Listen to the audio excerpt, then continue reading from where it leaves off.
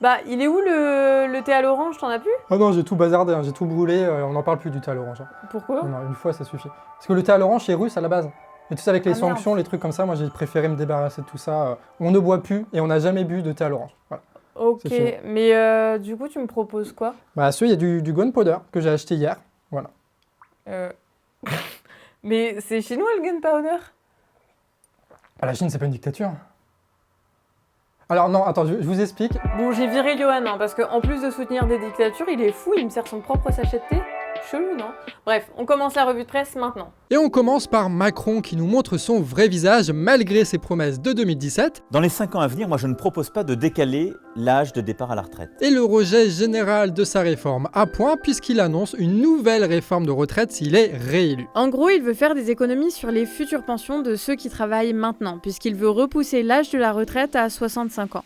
En gros, si t'es né après 1961, bah tu profiteras pas de l'espérance de vie qui a été rallongée. Des économies faites sur le dos des mêmes, les plus pauvres, dont on sait que 30% d'entre eux seront déjà morts avant d'arriver à la retraite. Et surtout que le truc est quand même vachement inégalitaire parce que les personnes qui font les boulots les plus précaires, c'est ceux qui commencent le plus tôt et c'est eux aussi qui ont les boulots les plus usants. Cette réforme, elle fait sûrement partie des réformes prioritaires décidées lors du CAP 2022, le comité d'action publique créé par Macron lui-même et auquel était invité à siéger le directeur français de BlackRock. Vous savez, cette multinationale là qui possède le monde à côté de Vanguard. Oui, et c'est le monde diplomatique qui avait relevé ça du programme du CAP 2022 et on vous met tout ça en lien. Ce dernier est censé identifier les réformes structurelles prioritaires ainsi que les économies significatives et durables que l'État devra réaliser, quitte à envisager certains transferts au secteur privé ou l'abandon de certaines de ses missions. Et évidemment, ce que cherche Emmanuel Macron et tous ceux qui financent sa campagne, les milliardaires,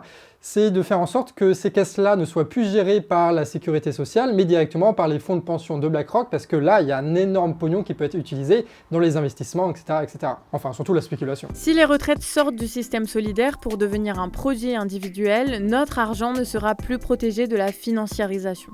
Il sera directement utilisé pour faire du profit et les dividendes couleront à flot pour les milliardaires. Privatiser, privatiser, privatiser. Il n'y a que ça que Macron voit. Alors qu'on le sait, il y a des mesures sociales qui pourraient permettre de financer les retraites à venir. Le truc marrant, c'est qu'ils ont annoncé économiser 15 milliards avec cette réforme. Un chiffre qu'on a déjà vu la semaine dernière, si tu te souviens bien. Ces 15 milliards, ce sont ceux qui vont être investis dans la police et notamment les CRS pour qu'ils puissent nous tabasser pendant qu'on est en train de manifester contre la réforme retraite. Malin les gars, hein. Alors qu'on soit d'accord, les caisses, elles sont financées directement par les cotisations. Du coup, quand tu as des millions de chômeurs, c'est normal qu'il y a des problèmes qui apparaissent. Du coup, en fait, il n'y a pas de problème de retraite, il y a juste un problème de chômage. Et face au chômage, que fait Macron?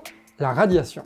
Et c'est ça son vrai bilan. Des radiations qui explosent au Pôle emploi pour truquer les chiffres du chômage, rendre déficitaires les caisses et ensuite justifier leur privatisation. Après, c'est un choix de société. Soit on augmente les salaires, on applique l'égalité de ces salaires entre les hommes et les femmes, on fait reculer l'âge de la retraite. Après, c'est sûr, c'est beaucoup plus facile de refiler les retraites à BlackRock plutôt que d'assurer une égalité salariale entre les hommes et les femmes, de résoudre le problème du chômage ou de faire reculer l'âge de la retraite. Ah, et augmenter les salaires, ça serait bien ça aussi. Et surtout que dans le programme, il n'y a pas que ça. Il parle par exemple chez Nantes Révolté de la fin du statut des enseignants ou la fin de la gratuité dans les universités. Bon, il reste plus qu'à le dégager de là. Et bonne idée, hein. Bon, sinon, c'est le bordel avec l'Ukraine. Les ambassades d'Ukraine à Dakar et Alger ont lancé un appel aux Sénégalais et aux Algériens pour qu'ils remplissent des formulaires pour aller combattre en Ukraine. Tout ça en violation du droit international et de la Convention de Vienne, tranquille ou bilou. Ils demandent de l'aide alors que dans le même temps, les ressortissants africains sont bloqués aux frontières, empêchés de fuir la guerre. Et à côté de ça, il y a une trentaine de guerres dans le monde, dont certaines qui sont menées avec des armes françaises, au plus grand bonheur de celui qui admire Macron, Dassault, ou aussi d'Arcus qui a vu son chiffre d'affaires bondir de 6% l'année dernière, et qui enchaîne ces dernières semaines d'immenses accords commerciaux. Mais non, les milliardaires qui mènent ces guerres avec nos gouvernements ne vont pas appeler à une solidarité avec les gens là qui viennent de très très loin. Par contre, défendre l'Europe, l'Union Européenne, l'OTAN, là c'est défendre le monde. Et tout ça empreint d'un certain colonialisme quand même, où les cordées noires sont toujours invités à être de la chair à canon, mais où on refuse de les aider. À Calais, on empêche les bénévoles de distribuer de quoi boire ou se nourrir aux migrants, et on finance la répression. À la frontière entre le Maroc et l'Espagne, les réfugiés subsahariens qui fuient guerre et pauvreté se font battre par les forces armées. Mais heureusement, on a Darmanin qui fustige le Royaume-Uni de manque de solidarité. Dans le même temps, on accueille à bras ouverts les réfugiés de guerre ukrainiens. On fait des émissions pour récolter plein d'argent, et pourtant ce sont aussi les politiques migratoires renforcées par Macron et son gouvernement qui ont mené la justice à rendre la décision d'expulser une famille ukrainienne qui avait dû quitter le Donbass pour Toulouse pour fuir la guerre en 2014. Mais tout va bien, parce que le pouvoir là, il va pas nous condamner de délit de solidarité. Non, parce que notre solidarité, Macron va se l'approprier pour gagner toujours plus de voix aux élections. Et quelle belle hypocrisie, encore, quand Israël prend place comme médiateur dans la guerre entre l'Ukraine et la Russie, alors qu'elle occupe la Palestine et qu'il y a moins de 10 jours, les forces israéliennes attaquaient à coups de LBD et de grenades assourdissantes des Palestiniens à Jérusalem, occupée en pleine fête religieuse. L'État français tape à coups de sanctions la Russie au bout de quelques jours de conflit, mais Castex, qui remplaçait Macron au dîner annuel du CRIF, condamne dans son discours Amnesty International quand il dénonce l'apartheid qui a lieu en Palestine depuis 70 ans. Donc non à l'occupation de l'Ukraine, mais oui à l'occupation de la Palestine. C'est vraiment deux poids deux mesures. Un traitement à géométrie variable qui stigmatise et qui se reflète aussi par la volonté de Darmanin de dissoudre le Comité d'action Palestine ou encore le collectif Palestine vaincra. Et le gouvernement s'aligne avec les États-Unis et l'extrême droite israélienne malgré des condamnations à son encontre. Comme celle de la Cour européenne en 2020 qui avait jugé la France pour viol à la liberté d'expression quand des militants avaient été condamnés pour avoir appelé au boycott de produits israéliens. Bref, une répression illégale contre des associations ou des militants, tout ça justifié par un flou légal des dernières lois sécuritaires et qui normalise le délit d'opinion. Alors que d'un côté, les résistants ukrainiens sont mis en avant tous les jours sur les chaînes de télé comme des héros, peu importe même si certains font partie du bataillon Azov. Mais les mouvements de résistance au Proche-Orient sont eux qualifiés de terroristes par nos médias, où ils sont pas du tout considérés. Bref, les alliés de l'OTAN mettent en scène une solidarité histoire de se valoriser face à leurs ennemis, mais pas sûr qu'en faisant ça, ils gagnent en crédibilité. D'ailleurs, dans cette histoire, la Russie elle a pris tout un tas de sanctions dans les dents. Les équipes russes ont été exclues des compétitions internationales comme l'athlétisme, le hockey sur glace, le rugby, le basket, le cyclisme, le ski alpin et surtout le football puisque la FIFA lui a interdit de participer à la Coupe du Monde qui arrive cet été. Le but étant de faire pression, j'imagine, contre la Russie et surtout d'isoler politiquement Poutine au niveau international. Bon, évidemment, on va pas faire le parallèle très facile qui consiste à montrer que c'est un peu hypocrite de dire que la Russie n'a pas le droit parce qu'elle a mené une guerre, alors que plein d'autres pays tout aussi impérialistes qui ont mené d'autant plus de guerres qu'eux ont bien participé à ces trucs-là. On va pas faire ça, c'est trop facile quoi. Comme en 2018 avec la participation de l'Arabie Saoudite, l'une des plus violentes et impérialistes monarchies du monde, ou encore avec l'Égypte, une dictature militaire, sans oublier la présence des États-Unis ou même de la Corée du Nord dans des éditions précédentes de la Coupe. Et du coup, la question que nous pose l'actualité, c'est même pas de savoir si oui ou non il faut sanctionner des équipes parce que leur gouvernement ont fait de la merde. L'important c'est de constater que tu as certains pays qui sont sanctionnés comme la Russie et certains d'autres pays comme l'Arabie Saoudite qui le sont pas. Et le fait qu'il y a des inégalités assez arbitraires qui apparaissent comme ça, en fait, ça reflète pas mal le niveau des relations diplomatiques entre les différents pays, leur rapport de force. Ce qui est d'autant plus rigolo et amusant quand on constate que cette même institution qui aujourd'hui condamne avec fermeté la Russie avait accordé à la Russie l'organisation de la précédente Coupe du Monde en 2018. Alors que bon, la Russie et le foot, c'est pas ouf, mais ils ont quand même réussi à trouver des bons arguments pour convaincre la FIFA qui aime quand on lui parle de foot avec des gros billets sous la table évidemment. À ce moment-là, la Russie, elle utilisait largement son réseau qu'elle a réussi à se constituer en Europe pour essayer de se valoriser, de se donner du prestige, notamment pour compenser les attaques médiatiques et diplomatiques suite à son annexion de la Crimée. On a donc pu voir Poutine sur plein de photos comme ici avec un fameux joueur du Real de Madrid ou encore avec notre beau président. Donc avant, les organisations internationales neutres et impartiales se laissaient tranquillement corrompre par le plus offrant, mais sous la pression politique de l'OTAN, des États-Unis, de l'Europe et compagnie, ils ont décidé de choisir un camp, de soutenir un belligérant lors d'une guerre. Ouais, quand il s'agit d'Israël, il faut la neutralité, et quand il s'agit de la Russie, là, il n'y a pas de question à se poser, c'est on y va, on sanctionne. On a pu voir alors fleurir des soutiens aux Ukrainiens validés par la FIFA et mis en spectacle par la télé, alors que quelques mois plus tôt, cette même FIFA avait sanctionné un joueur qui avait apporté son soutien à la Palestine. Sa justification, le foot doit rester neutre politiquement. Enfin ça c'était avant apparemment. Donc la neutralité sert à ne surtout pas mettre en avant des crimes de guerre qui sont organisés par les États-Unis et l'OTAN. Par contre, il n'y a plus de neutralité, mais seulement des sanctions contre les pays qui affrontent cet impérialisme-là. Et dans les deux cas, le foot est utilisé comme une arme politique. Et ce qui est marrant, c'est que la FIFA, elle organise la prochaine Coupe du Monde au Qatar. Ce qui est assez surprenant quand tu connais un petit peu le foot. Alors je sais pas si tu sais, mais niveau foot, le Qatar c'est moins que rien. C'est une équipe qui est très jeune, qui n'avait rien gagné jusqu'en 2019 et qui a donc été choisie dès 2010 pour organiser cette Coupe du Monde.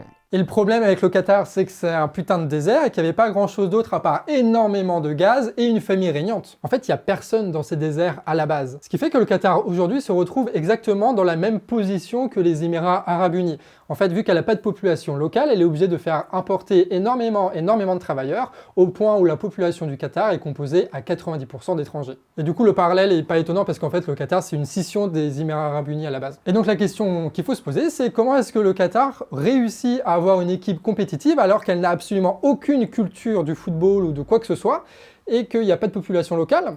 Tout simplement, avec du pognon. Plein de pognon. Et c'est précisément ce qu'ils ont fait en 2015 avec le handball. Ils ont corrompu les institutions pour organiser la Coupe du Monde et ils ont naturalisé la quasi-totalité de leurs joueurs. Quand on regarde leur équipe, la moitié des joueurs ont un nom qui finit par un hic, vu que ce sont des Bosniaques naturalisés. Mais il y a aussi des Syriens, des Iraniens, des Français, des Cubains, le tout coaché par un Espagnol évidemment. Dans cette sélection, il y a 2 joueurs qui sont qataris, mais ces bourris sont quand même allés courageusement en finale pour perdre face aux Français, bien sûr. Mais pour la Coupe du Monde de foot, c'est un peu plus compliqué parce que la FIFA a décidé de modifier un peu les règles pour rendre un peu plus difficile la naturalisation. Maintenant, donner la nationalité ne suffit plus, il faut que le joueur soit au pays depuis au moins 5 ans. Le Qatar a donc lancé l'Aspire, une école gigantesque de football en plein désert, on le rappelle, dont le but est simple, faire venir des joueurs de toute nationalité quand ils sont jeunes pour qu'ils puissent grandir au Qatar et donc intégrer après l'équipe nationale.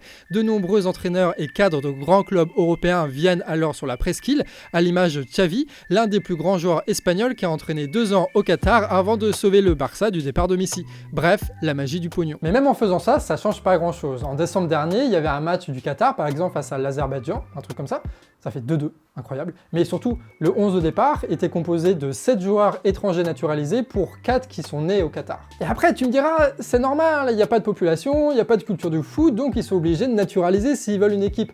La question qui se pose, c'est bon Dieu de bonsoir, pourquoi est-ce qu'ils organisent une Coupe du Monde de foot dans ce cas? Je veux dire, t'organises pas une Coupe du Monde de foot si tu peux pas composer une équipe avec des joueurs nationaux. Mais après, c'est bien quand même de valoriser des pays qui sont issus du Moyen-Orient, mais par contre, du coup, il faut plutôt prendre des pays qui ont une vraie culture de foot, qu'on connaît les équipes, qu'on connaît des joueurs, etc., qui sont là depuis très longtemps.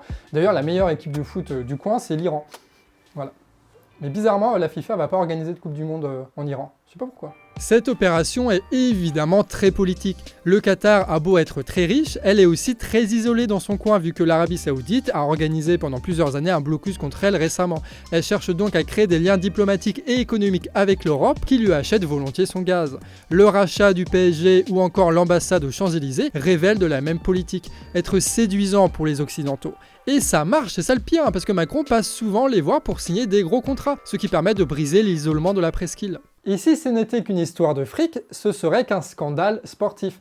Mais c'est pas le cas, parce que le Qatar, c'est aussi un pays particulier sur plusieurs aspects, disons, un peu social. Et oui, le Qatar, c'est une monarchie islamiste où le pouvoir est possédé par la même famille régnante. Les élections qui ont lieu, en fait, c'est juste pour un conseil consultatif pour faire plaisir aux Occidentaux. Tu n'as aucune liberté d'opinion, aucune critique du pouvoir possible, aucune presse contestataire, et la charia est en vigueur. Mais surtout, 90% des étrangers travaillent dans un modèle d'esclavage, sans qu'ils puissent avoir accès à la nationalité qatari, de même pour leurs enfants, même si l'un des deux parents et qatari. Et c'est dans un article du Monde Diplo que sont détaillées les conditions de travail des étrangers qui construisent ces stades géants climatisés. Tous entassés dans des bidonvilles et des dortoirs insalubres. Ils ne sont même pas payés tous les mois, ce qui les contraint à s'endetter chez l'épicier, une dette qui s'ajoute à celle exigée illégalement par l'agence qui les a mis en relation avec le Qatar. 13 heures de travail par jour, transport compris, sans syndicat, sans le droit de quitter le pays car les passeports sont confisqués. Et entre la déshydratation, la fatigue et les accidents de chantier pas du tout sécurisés, il y a eu 6500 ouvriers étrangers, principalement indiens, népalais et indonésiens, qui sont morts dans ces travaux pour le foot. Donc si on résume, la FIFA sanctionne la Russie parce que leur dirigeant fait de la merde. Sauf que par leur propre décision et uniquement par corruption, Ils ont accordé la Coupe du Monde de foot au Qatar qui n'a aucune culture du sport, aucune culture du foot, aucune équipe nationale. Et ça a mené directement à la mort de 6500 personnes au minimum, ça en a blessé des centaines de milliers d'autres, ça en a réduit en esclavage des centaines de milliers d'autres, tout ça pour redorer le blason d'une monarchie wahhabite dictatoriale qui avait juste besoin de ça pour essayer de vendre son gaz.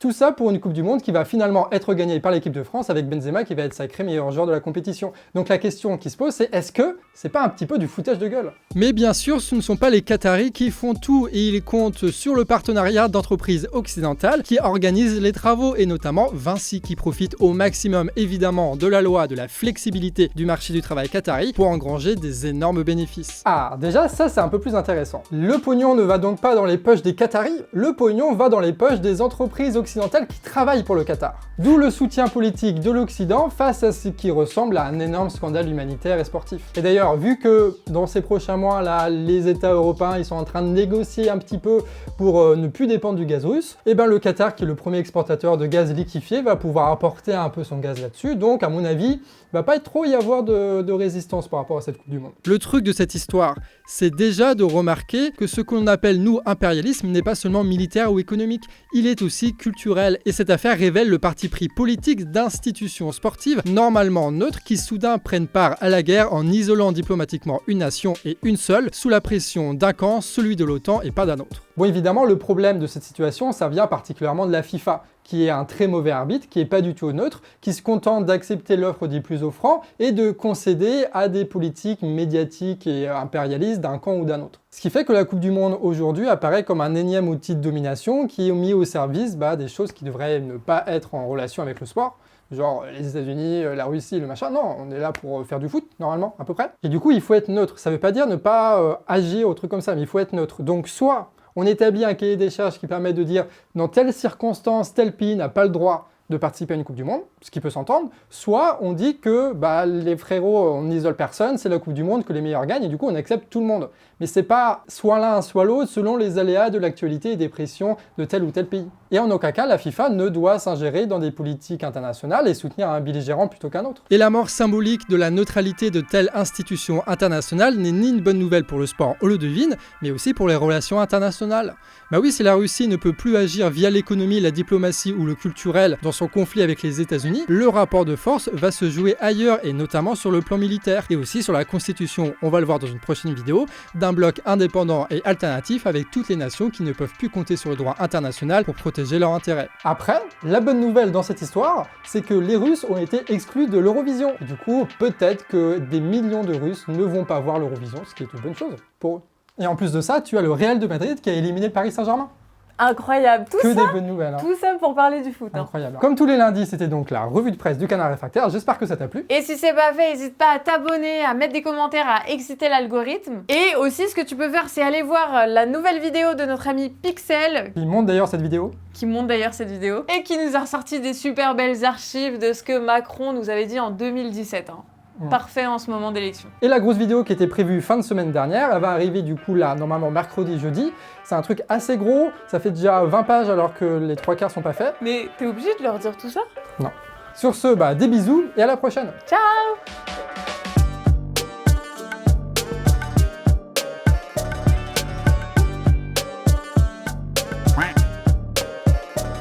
Du coup, le Real de Madrid, ils vont affronter Manchester City. Manchester City qui est coaché par Guardiola. Guardiola qui était celui qui était au Barça. Le Barça, l'ennemi juré du Real de Madrid. Ah.